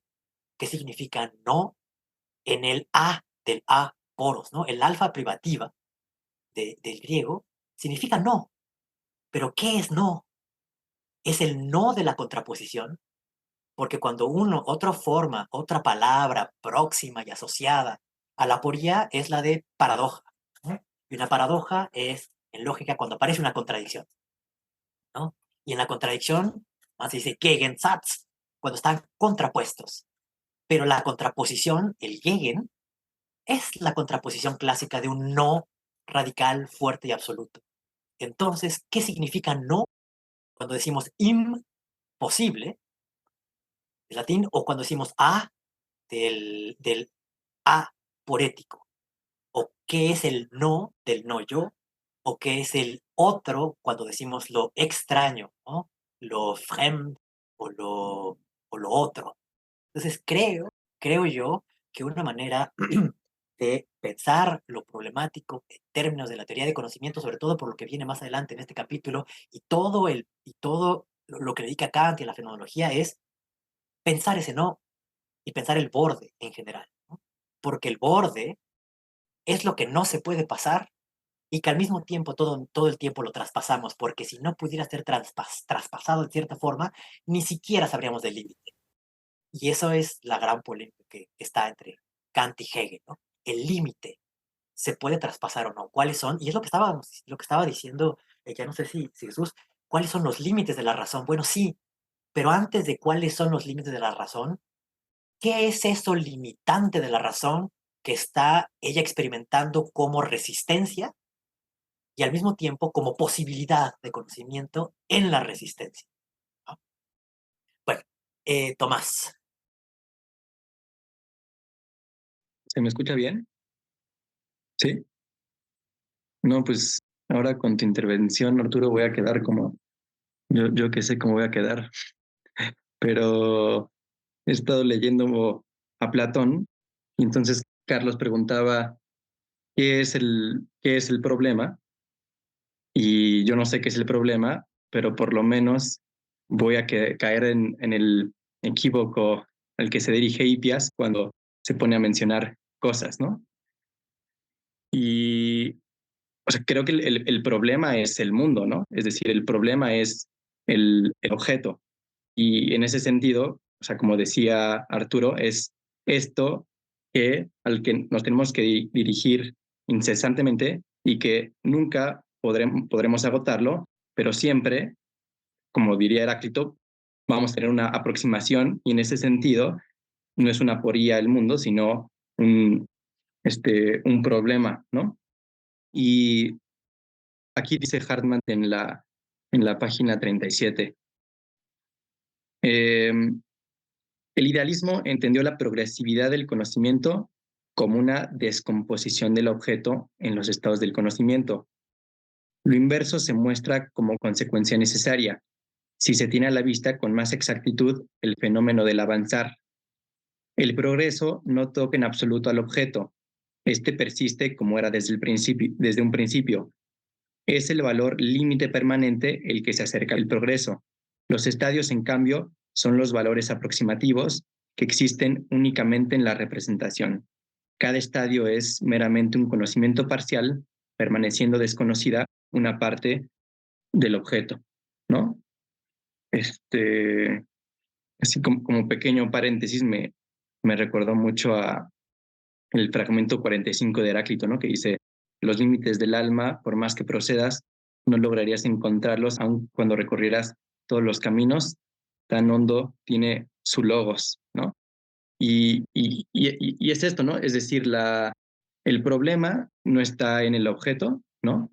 Porque el objeto con el que nos hemos enfrentado, que es el mundo, siempre ha sido el mismo, y más bien el defecto ha sido, o no sé si defecto, pero sí la diferencia ha sido en los estadios a los que nos hemos visto sujetos, pero eso es por culpa de la representación y no del mundo mismo, ¿no? Entonces, pues sí, o sea, me parece que el problema sería el mundo, ¿no? Su cognoscibilidad y el acercamiento que tenemos hacia él. Sigo tomando notas. Muy bien, sí, Tomás, muchas gracias. Luis, adelante, por favor. Yo creo que lo que está señalando Tomás, y que yo creo que Bárbara hizo muy bien en llamar la atención hace rato sobre la conexión con el conocimiento. Es en la experiencia de conocimiento donde Hartman encuentra, frente a lo que se suele creer, la experiencia del en sí, ¿no? Y del en sí en su doble cara, ¿no? Del en sí que es abordable, pero no absolutamente, ¿no? El en sí es, si me permiten la analogía, es la denegación vacilante de Heidegger, ¿no? Tiene esa misma estructura. Pero esto es lo interesante, que mientras que Heidegger pondría esto en el lado del objeto, ¿no? Lo que dice Hartman es, más bien, eso tiene que ver con cómo funciona nuestra experiencia de conocimiento, ¿no? Y es muy interesante porque Hartman dice que si bien no todo es cognoscible, en principio nada se opone a que lo conozcamos. Y es como una idea muy extraña, ¿no? Porque lo que está diciendo es, en principio no hay nada que impida, ¿no? Que el desarrollo de nuestra experiencia trate con los infinitos hilos de lo real, ¿no? Eh, sin embargo, es como muy ingenuo creer, y yo creo que aquí es donde vienen los detalles que vamos a encontrar en la metafísica del conocimiento, es como muy ingenuo creer que la representación del ente, ¿no? El conocimiento, su objetivación, corre en un límite parejo para todos de una vez en una marcha unívoca. No es cierto, porque para eso tendríamos que suponer que hay un sujeto que lleva a cabo ese proceso. No existe, piensa Hartman. Progreso de conocimiento, por eso, y ahí está la clave en lo que está diciendo Tomás, el progreso de conocimiento se lleva a cabo en cada uno de nosotros, como una experiencia de vida, principalmente, ¿no? Y puede ser una experiencia de ciencia, y puede ser una experiencia de arte, y puede ser una experiencia filosófica, una experiencia, se va enriqueciendo, ¿no? No se trata de que haya un progreso homogéneo de la razón. Eso es una tesis metafísica de la cual estaría Hartman muy distante de sostener, ¿no? Incluso llega a decir que ni siquiera dentro de lo que podríamos llamar el sistema de la ciencia universal, cada uno de sus individuos tiene una conciencia adecuada de todo aquello que acontece en la ciencia. Porque esa es la hipótesis que hay de fondo cuando pensamos que hay así como un progreso de conocimiento, que hay un sujetote, ¿no? Que tiene conciencia. No es cierto. Es que esa es una metafisiquería, ¿no?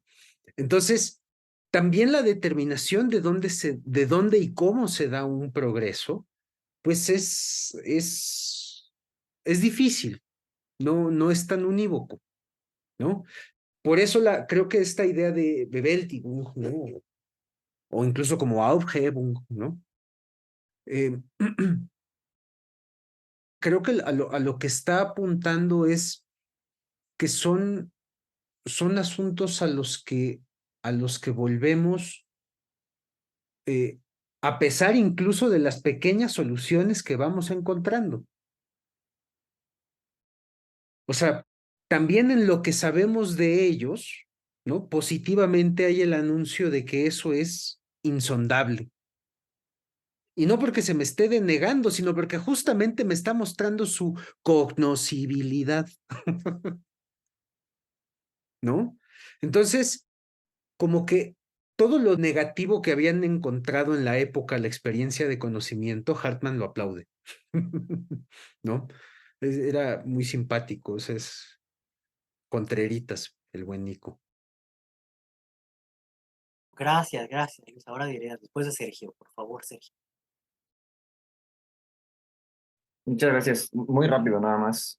Ahorita que bueno, que mencionaba Tomás también a Heráclito y a Platón, a mí justo me vino también con su comentario a la mente este pasaje de Metafísica de Aristóteles, ¿no? Que dice, es que, o sea, nadie le acierta al blanco, pero todos le aciertan, ¿no? Un pequeño pedacito, ¿no? Y creo que es muy bello, o sea, como mencionabas, Arturo, ¿no? O sea, al final hay algo que no se agota, ¿no? Pero no significa que renunciemos a ello, ¿no? Significa simplemente que, pues, o sea, también hay una aceptación de, pues, no lo podemos todo, pero pues sí podemos, justo como estaban diciendo, ¿no? Recorrer, ¿no? Esos distintos caminos, esos distintos problemas que no se agotan, que ahí están, pero que pues justo, ¿no? Como decía Luis, también te asombran. Y creo que, no sé, o sea, ahí me da la impresión de que ahí habría también alguna cuestión, o no sé si puede haberla, ¿no? Alguna cuestión ética con esta parte y este proyecto de una metafísica, pues, distinta, ¿no? Nada más, muchas gracias. Luis se emocionó, vas. Sí, es que cuando, cuando Hartman habla del etos filosófico, está apuntando a eso, ¿no? Es decir, quien, creo que es en la lección pasada, pero lo dicen en otros lados, es una idea recurrente. Quien se dedica a las cuestiones de la metafísica tiene que muy pronto aprender la renuncia, de que los frutos de su trabajo son algo que no le pertenece. ¿Por qué? Porque no tienes que querer gozar del fruto. Mira, casi, y eso que era ateo, pero es casi como la tentación del pecado original, ¿no? Chambea en lo más radical de la vida y lo que brote de ahí no es tuyo, es para los que vienen, ¿no? Y eso creo que también tiene que ver con la experiencia justo del asombro, porque nos asombramos por entregas, por cosas que nos brinda alguien o algo, ¿no? No, nunca es así como este caviloso, ¿no? O sea, sí tiene ese cariz como de dádiva, ¿no? Perdón que ando utilizando esas palabras. Hace mucho tiempo que no. Pero está bien, porque luego siento que sí es muy duro en su lenguaje el buen Nicolás. A veces le falta un poco de poesía, como quien dice. Pero bueno, creo que sí va por ahí el asunto. Digo, a mí me llama mucho la atención que la lectura que está haciendo Sergio es como que aviva una parte de Hartman que creo que no se suele ver, que es como la singular serenidad con la que veía los sucesos de la vida, pues, ¿no? O sea, era un cuate que no le gustaba apasionarse así y volverse loco, ¿no? Sino que como que siempre buscaba siempre sentirse en casa, muy Novalis. Ya, ahora sí, Arturo. No, nada, sí, yo, tiene mucho que ver con la sobriedad kantiana. Kant podía tener una pluma eh, alada, pero decidía ser aburrido. Y creo que tiene que ver con las tentaciones y los sobresaltos del ánimo, porque son esos en el entusiasmo donde está también el resbalón de la razón. Y eso hace un poco desalmado el trabajo filosófico. No es que se haga, no es que se haga sin patos, es que uno tiene el patos y luego tiene que sacrificarlo, ¿no? En nombre de la claridad. Pero bueno, en fin, eso ya por lo otro, una cosa que dijiste. Pero la otra cosa que habías dicho, ahora que dijiste la palabrita en alemán, dijiste Verflochtenheit, ¿no? Verflochtenheit es como entrelaceidad, ¿no? Porque viene de verflechten, y verflechten es entrelazar. Ahora, ¿por qué me llamó la atención? Porque Husserl,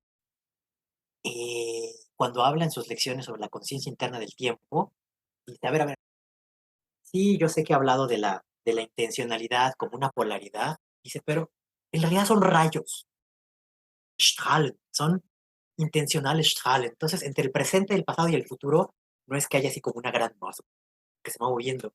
Y si son como rayos así que se van disparando entre el presente, porque el presente quiere saber el futuro, pero también hay un futuro que quiere mirar al pasado, y una promesa del pasado que mira al futuro, y dice, el tiempo es die Verflechten von intentionalen Strahlen, ¿no? El entrelazo de rayos intencionales. Para Husserl, al menos para este Husserl de las lecciones de la conciencia interna del tiempo, toda la parte que no publica, ¿no? Todo lo que le dio miedito publicar porque no estaba claro y distinto, eh, se parece porque es la misma palabra. Y lo que él se da cuenta es que el problema es un tiempo, el tiempo es una problemática de entrelazamiento. Entonces, tú, Luis, has hecho siempre énfasis en esta palabra y la usas mucho en tus artículos, que es el nexo del mundo. Es Zusammenhang. Zusammenhang es lo que pende junto o en conjunto, lo que depende, lo que está colgando. de manera conjunta, lo que está entrelazado de manera conjunta. Ahora, primera premisa. Segunda premisa, dijiste, otra cosa muy importante, no es el problema, sino el complejo de problemas.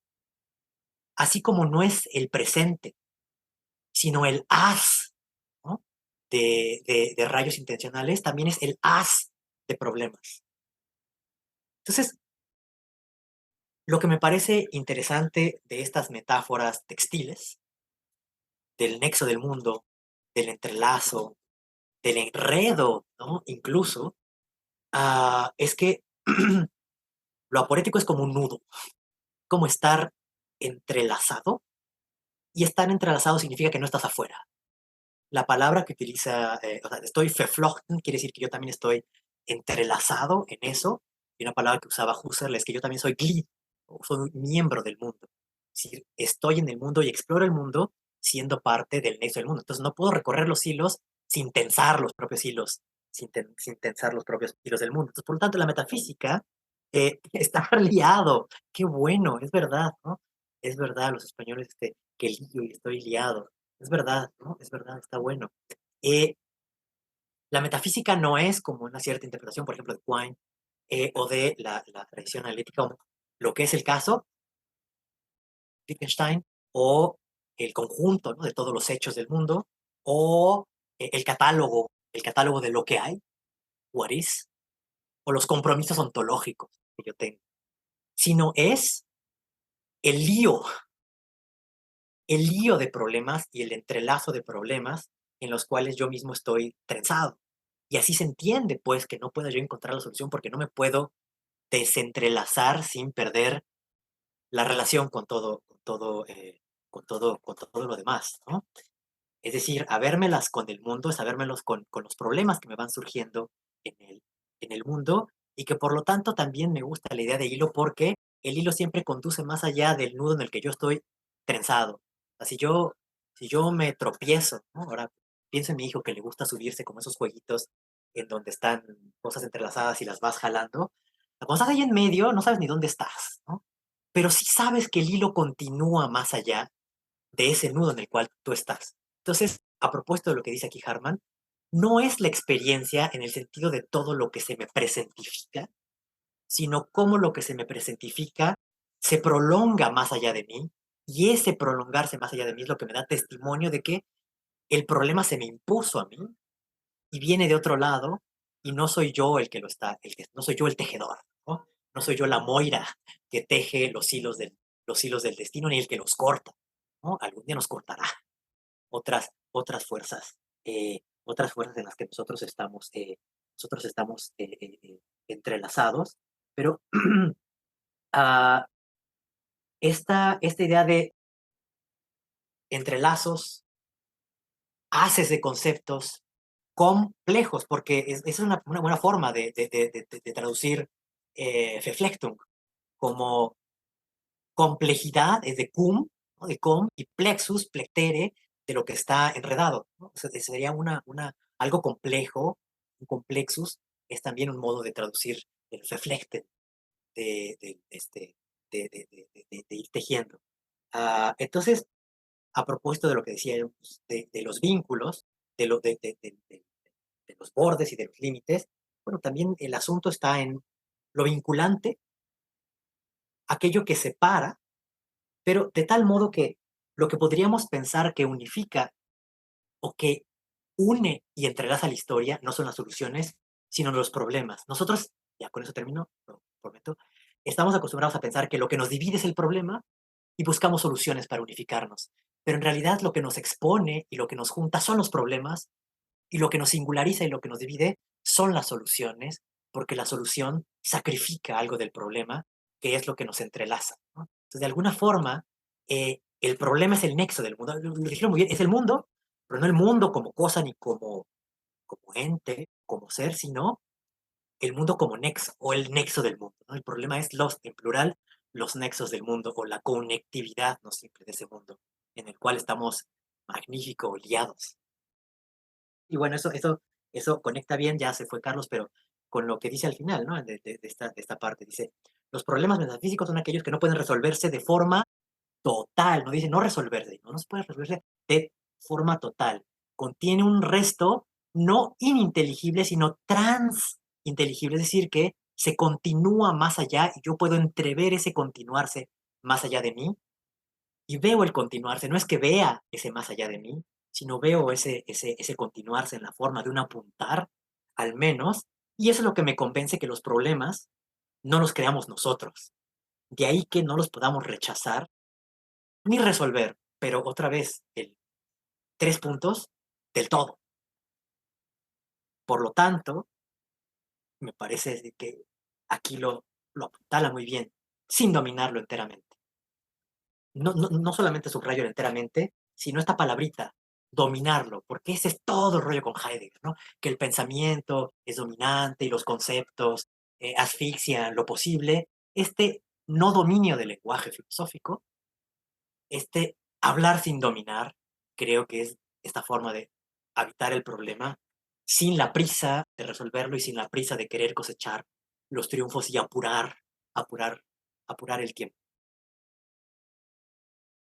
Ya, no, Luis, dilo. No, Ya. no, no, no. Lo que pasa es que se me iba a ir, pero Bien, dale. creo que apuntaste a algo que creo que es fundamental. Bueno, es fundamental, muy importante para entender cómo se hace metafísica desde la perspectiva de Hartmann.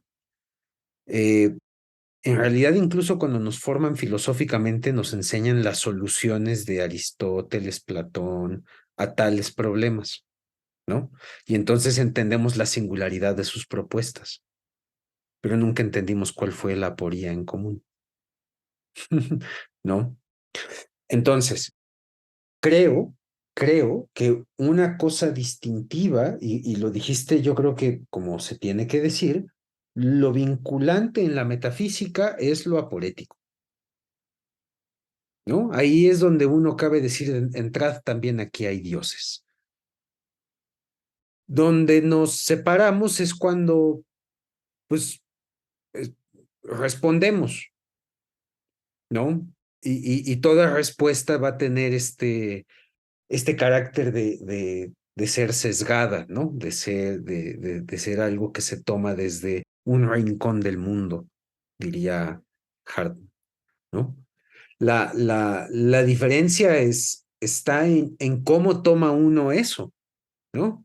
Es decir, si eso se vuelve fuente eh, de más investigación o, como creo que sucede por momentos en cualquier pensador, uno dice, bueno, pues yo puedo erigirme sobre esta tesis y de aquí para real, ¿no? Que es lo que suele llamar como soluciones constructivas, ¿no?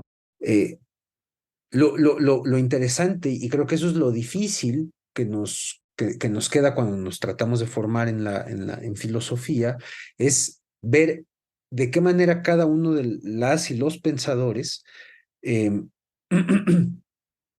desarrollan argumentos en los que se entretejen estos momentos como constructivos, pero también propiamente, digamos, problemáticos.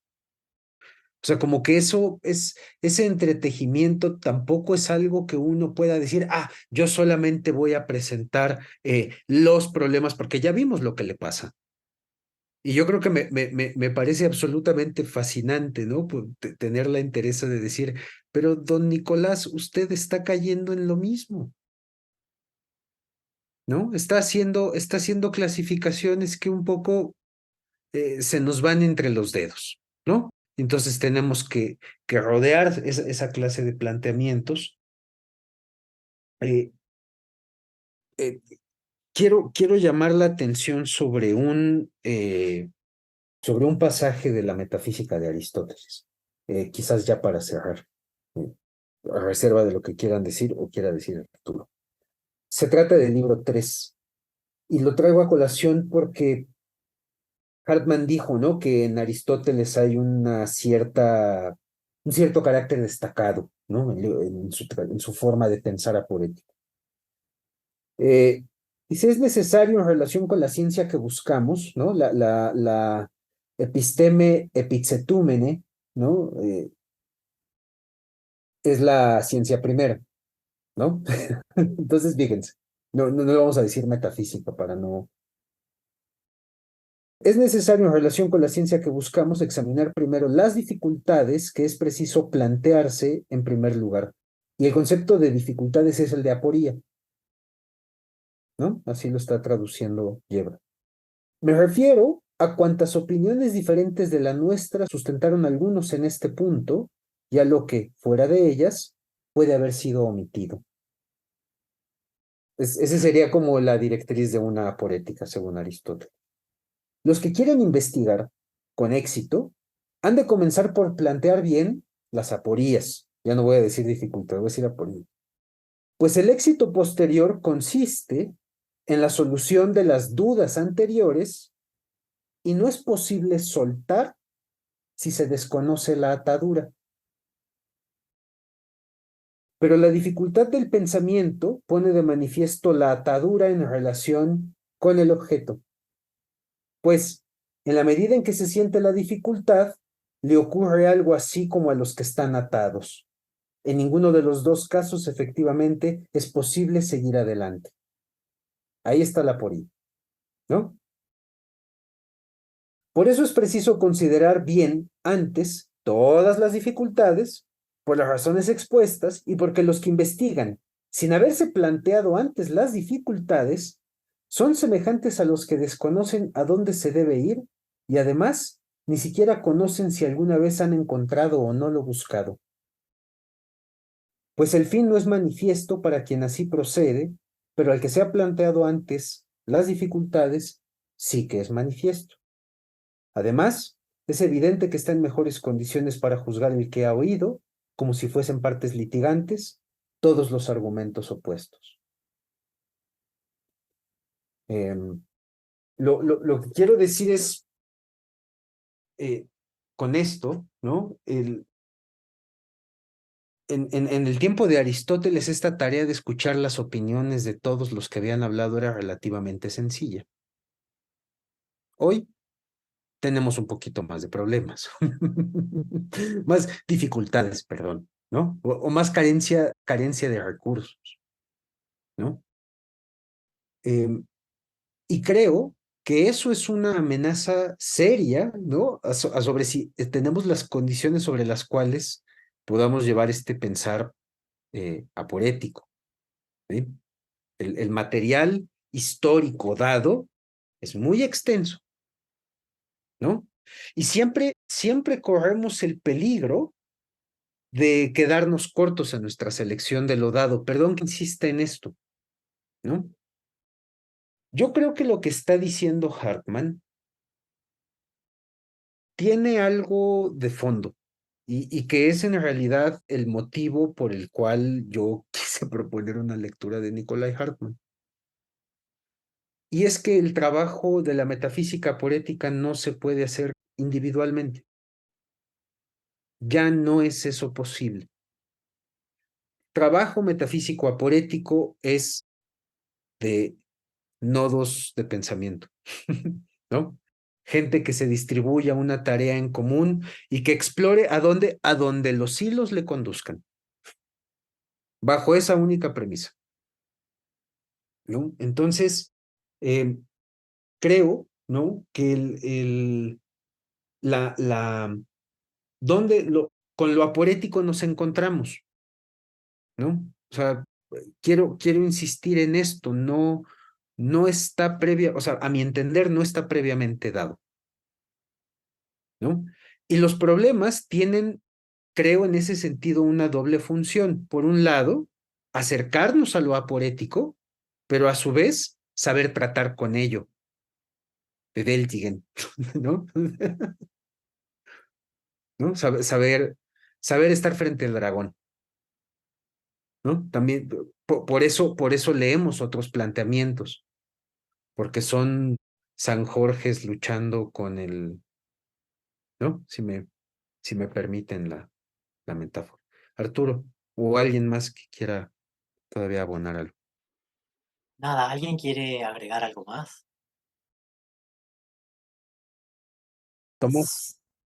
Este, Sí, a mí me hubiera gustado tratar un punto pues, que ya no se va a poder, pero a ver si en otras sesiones.